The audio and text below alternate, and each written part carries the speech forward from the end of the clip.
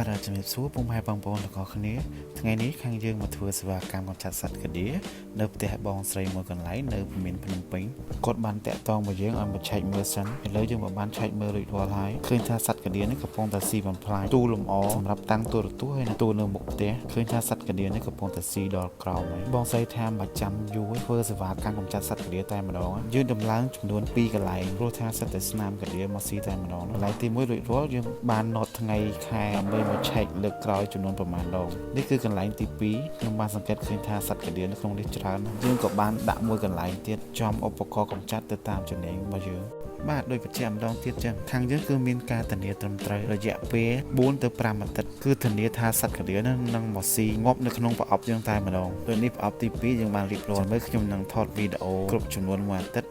ដើម្បីមកឆែកមើលម្ដងទៀតព្រោះថាយើងចង់ឲ្យម្ចាស់ផ្ទះគាត់បានដឹងដែរដើម្បីឲ្យដឹងថាថ្នាំសម្រាប់សត្វកាឌៀយើងគឺមានប្រសិទ្ធភាពខ្លាំងប៉ុណ្ណាឥឡូវយើងបានបើកប្រអប់មើលយើងត្រូវថែទាំវាឲ្យខ្លាំងតិចកុំឲ្យវាមានធំក្លិនអីផ្សេងធ្វើឲ្យកាឌៀនេះវាត្រឡប់ទៅក្រោយវិញវាធំក្លិន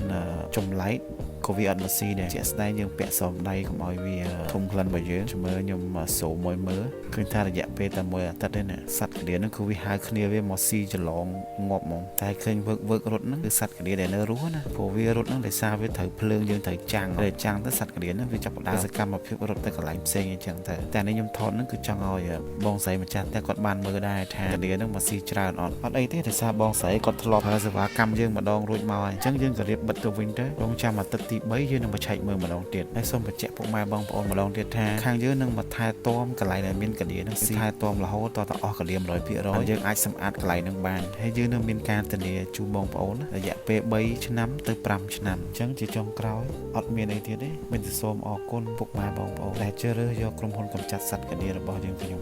អរគុណបាយបាយ